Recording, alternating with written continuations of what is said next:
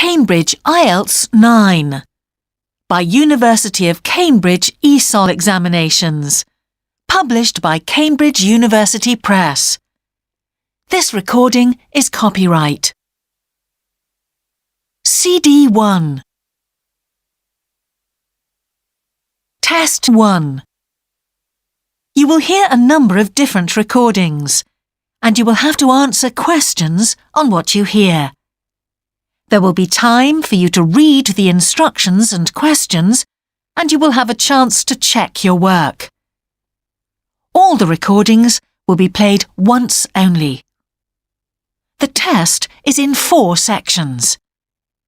At the end of the test, you will be given 10 minutes to transfer your answers to an answer sheet.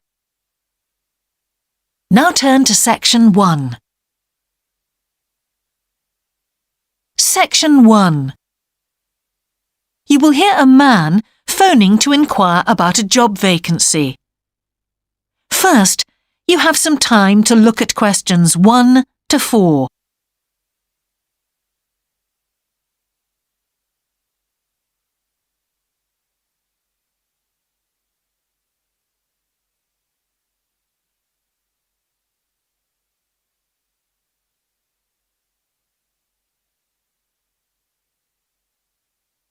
You will see that there is an example that has been done for you.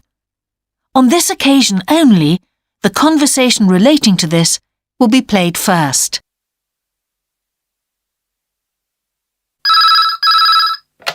Good evening, King's Restaurant. Good evening. I'm ringing about the job I understand you have vacant. Oh, yes. The job vacancy is at a restaurant, so a restaurant has been written in the space. Now we shall begin. You should answer the questions as you listen, because you will not hear the recording a second time. Listen carefully and answer questions 1 to 4.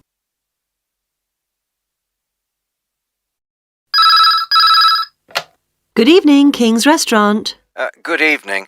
I'm ringing about the job I understand you have vacant. Oh, yes. I'd like to find out a few more details, if I may. Yes, of course. Can I take your name? It's Peter Chin. OK, Peter. Well, if you want to ask about the job, and then if we're both still interested, we could arrange for you to come for an interview. Great, thanks. I'm afraid I missed the advert for the job, but heard about it from a friend. That's no problem at all. What would you like to know? Well, what sort of work is it? Washing up? It's answering the phone. Oh, right, fine. And not waiting at table. That'd be good. And how many nights a week would it be? Well, we're really only busy at the weekend. So 2 nights? 3, actually, so it would work out at 12 hours a week. That'd be fine. It wouldn't interfere with my studies. Are you at the university? Yes, first-year physics student. Oh, right. And because I'm not an EU national, would I need a work permit? Yes, you would. Just get your tutor to sign it. That wouldn't be a problem if I were to get the job. Where exactly is the restaurant? Well, we have 2 branches. The one we're recruiting for is in Hillsdon Road. I don't know that. How do you spell it, please? It's HILLSDUNNE Road. Got that. Thanks. Is it near a bus stop? Yes, the nearest one would probably be just beside the library. Oh, yes, I know it. That'd be fine for me. And could I ask about the pay? We're offering £4.45 an hour. That's very good. My last job was £3.95 an hour. Before you hear the rest of the conversation, you have some time to look at questions 5 to 10.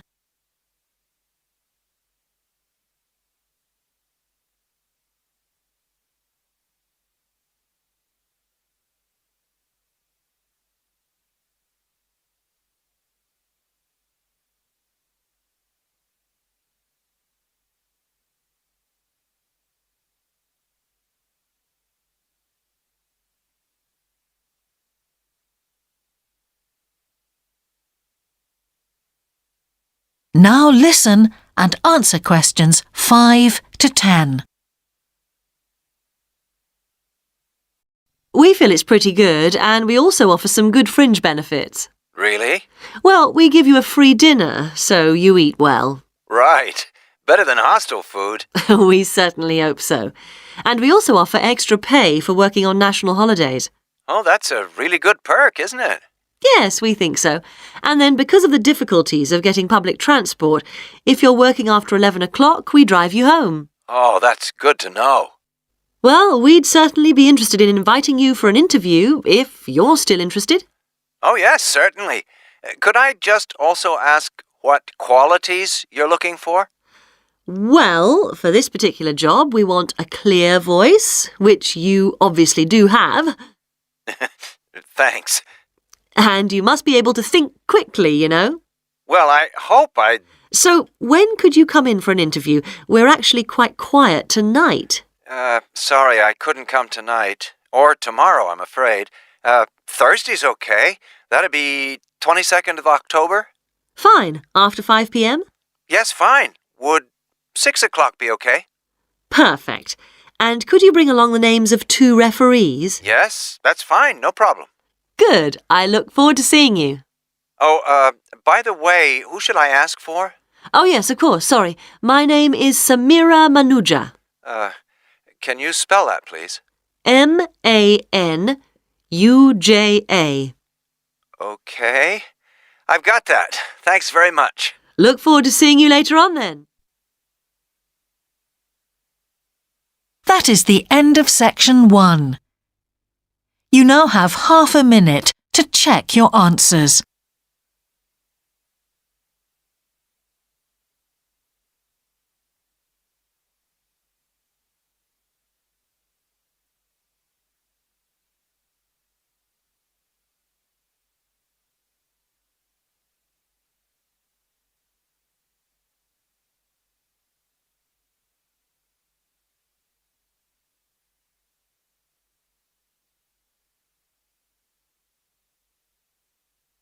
Now turn to section 2.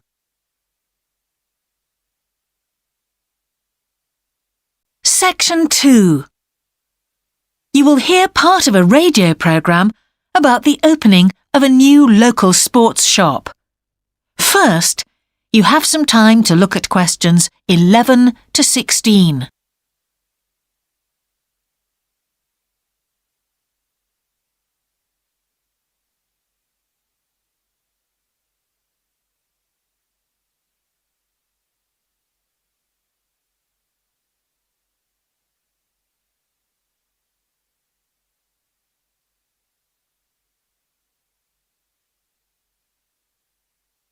Now listen carefully and answer questions 11 to 16. Now we go to Jane, who is going to tell us about what's happening in town this weekend. Right, thanks Andrew. And now on to what's new. And do we really need yet another sports shop in Bradcaster? Well, most of you probably know Sports World, the branch of a Danish sports goods company that opened a few years ago. It's attracted a lot of custom, and so the company has now decided to open another branch in the area. It's going to be in the shopping centre to the west of Bradcaster, so that will be good news for all of you who found the original shop in the north of the town hard to get to. I was invited to a special preview, and I can promise you, this is the ultimate in sports retailing. The whole place has been given a new minimalist look with the company's signature colours of black and red. The first 3 floors have a huge range of sports clothing as well as equipment. And on the top floor, there's a cafe and a book and DVD section. You'll find all the well-known names, as well as some less well-known ones. If they haven't got exactly what you want in stock, they promise to get it for you in 10 days. Unlike the other store, where it can take up to 14 days. They cover all the major sports, including football, tennis and swimming. But they particularly focus on running, and they claim to have the widest range of equipment in the country. As well as that, a whole section of the third floor is devoted to sports bags, including the latest designs from the States. If you can't find what you want here, it doesn't exist. Before you hear the rest of the programme, 17 to 20. The shop will be open from 9 a.m. this Saturday, and if you go along to the opening, then you'll have the chance to meet the national 400 metres running champion, Paul King, who's coming along to open the shop. And he will be staying around until about midday to chat to any fans who want to meet him and sign autographs. Then there will be a whole range of special attractions all weekend. There will be free tickets for local sporting events for the first 50 customers, and also a special competition open to all. Just answer 15 out of 20 sports questions correctly to win a signed copy of Paul King's DVD, Spring Tips, while the first person to get all the questions correct gets a year's free membership of the Bradcaster Gym. All entrants will receive a special sports calendar with details of all Bradcaster fixtures in the coming year. One of the special opening offers is a fitness test, a complete review of your cardiac fitness and muscle tone, actually done in the shop by qualified staff. This would normally cost £30, but is available at half price for this month only. There are only a limited number of places available for this, so to make a booking, phone 560-341. In addition, if you open an account, you get lots more special offers, including the chance to try out equipment at special open evenings. That is the end of section 2.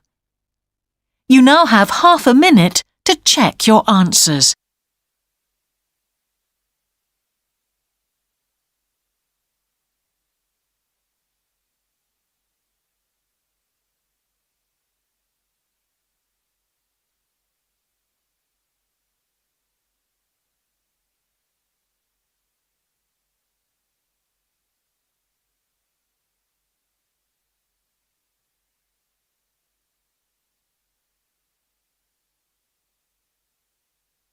Now turn to section 3.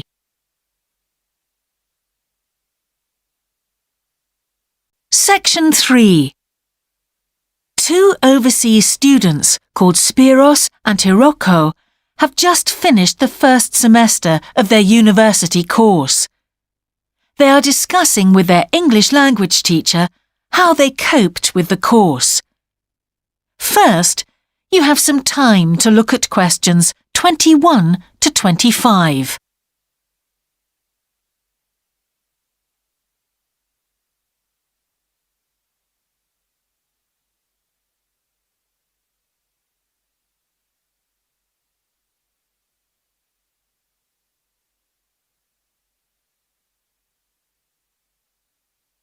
Now listen carefully and answer questions 21 to 25.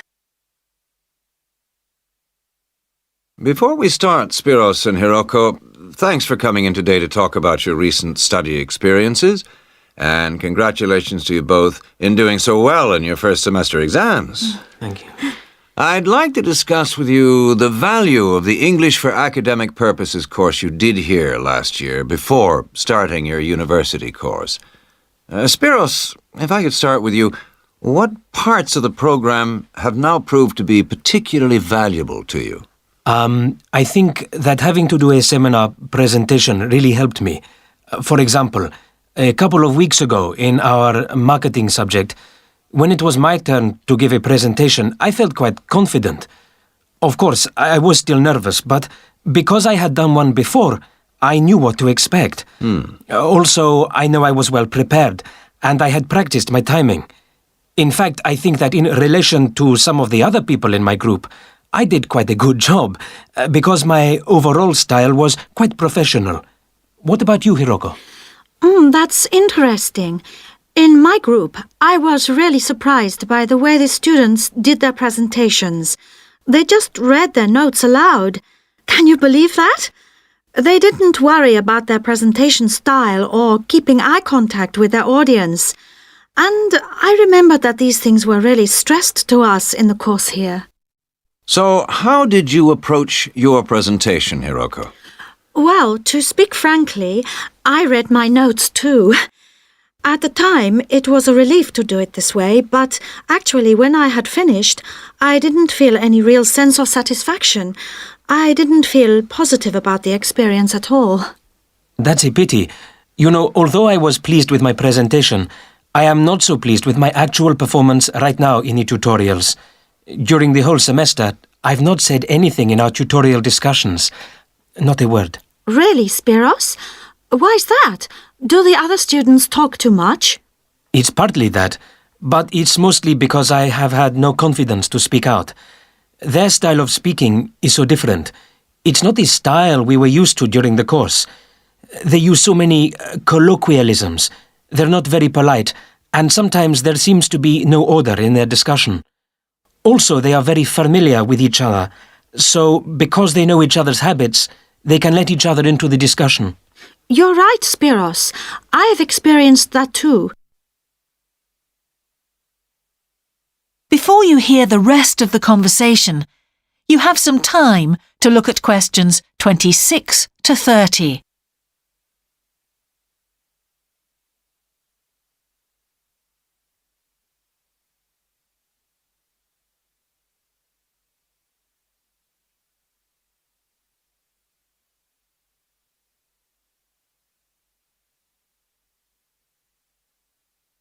Now listen and answer questions 26 to 30. For most of this semester, I've said absolutely nothing in tutorials. But recently, I've been trying to speak up more and I just jump in. And I've noticed an interesting thing. I've noticed that if they thought my point was interesting or new, then the next time they actually asked for my opinion. And then it was much easier for me to be part of the discussion. Oh, that's great, Hiroko. I hope that happens for me next semester. I'll have to work hard to find some interesting points. What helped you to find these ideas? I think that one thing that helped me with this was the reading. I've had to do so much reading this semester just to help me make sense of the lectures. At first, I couldn't understand what the lectures were talking about. So I had to turn to the books and journals. Every night I read for hours, using the lists of references that were given, and I made pages of notes. At breakfast, I read and read my notes again. This habit has helped me to follow the ideas in the lectures, and it's also given me some ideas to use in the tutorials. But I did so much reading anyway. I don't think there's any time left over for anything extra. My reading speed is still quite slow, though I'm much better at dealing with vocabulary than I used to be. What else do you think we could add to the course program to help with this reading problem? There's not really anything because it's my problem. I remember we were given long articles to read. We didn't like that, but now I realize that reading those long articles was good preparation for the things I need to read now. Also, in class, we regularly had speed reading tasks to do, and we kept a record of our reading speed, so the teachers were encouraging us to work on that. That's true, Spiros, but what we read could have been different. Sometimes in the English class, I felt frustrated when I had to read articles about the environment or health or education, because I wanted to concentrate on my own field, but we didn't read anything about engineering. So I think I wasted some time learning vocabulary I didn't need. But surely the strategies you were taught for dealing with that vocabulary were helpful? Yes, but psychologically speaking, I would have felt much better working on reading from my own field. What do you think, Spiros? Oh, I agree. That would have helped my confidence too, and I would have been more motivated. It was good, though, that we could work on our own topics when we wrote the research assignments. Okay, let's move on to writing now and... That is the end of section 3. You now have half a minute to check your answers.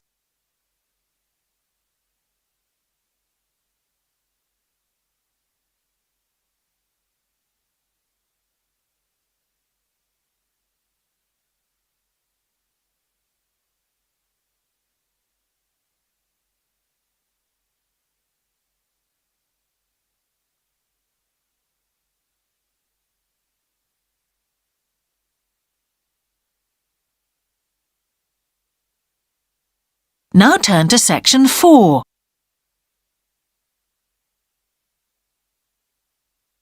Section 4. You will hear part of a lecture about a problem related to the behaviour of certain sea creatures. First, you have some time to look at questions 31 to 40.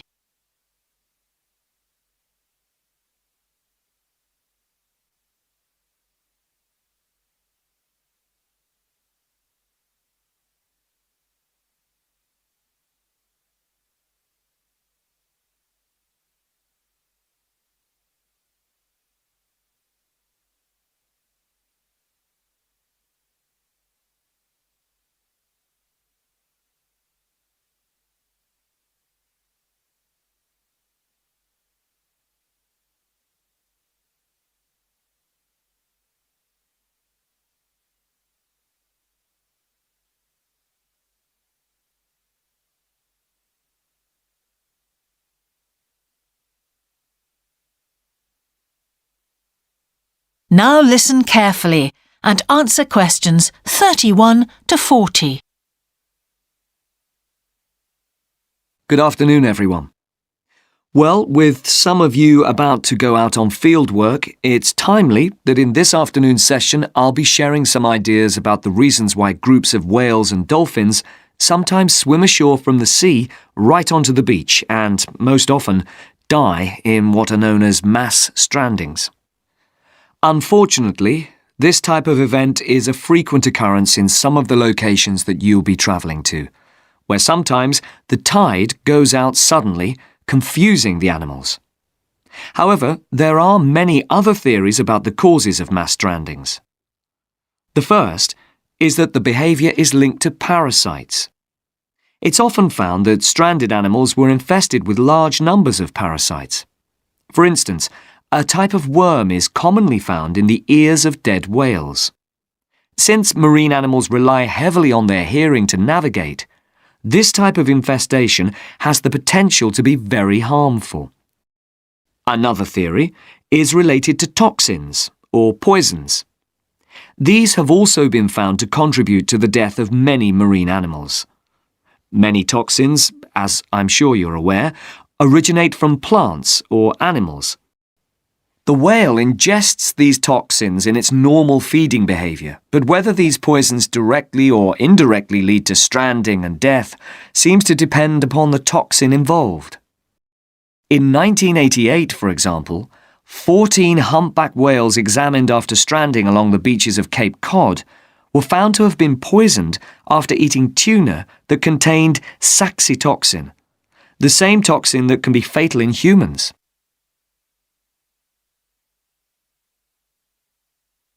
Alternatively, it has also been suggested that some animals strand accidentally by following their prey ashore in the confusion of the chase. In 1995, David Thurston monitored pilot whales that beached after following squid ashore. However, this idea does not seem to hold true for the majority of mass strandings because examination of the animal's stomach contents revealed that most had not been feeding as they stranded. There are also some new theories which link strandings to humans. A growing concern is that loud noises in the ocean cause strandings. Noises such as those caused by military exercises are of particular concern and have been pinpointed as the cause of some strandings of late. One of these, a mass stranding of whales in 2000 in the Bahamas, coincided closely with experiments using a new submarine detection system. There were several factors that made this stranding stand out as different from previous strandings. This led researchers to look for a new cause. For one, all the stranded animals were healthy. In addition, the animals were spread out along 38 kilometres of coast, whereas it's more common for the animals to be found in a group when mass strandings occur. A final theory is related to group behaviour and suggests that sea mammals cannot distinguish between sick and healthy leaders and will follow sick leaders, even to an inevitable death.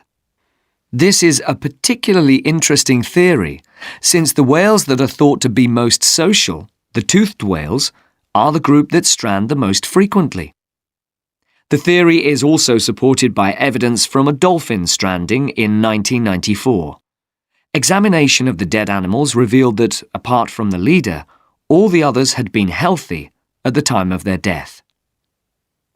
Without one consistent theory, however, it is very hard for us to do anything about this phenomenon except to assist animals where and when we can.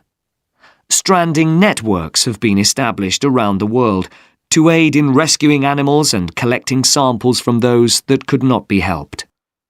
I recommend John Connor's Marine Mammals Ashore as an excellent starting point if you're interested in finding out more about these networks or establishing one yourself. That is the end of section 4. You now have half a minute to check your answers.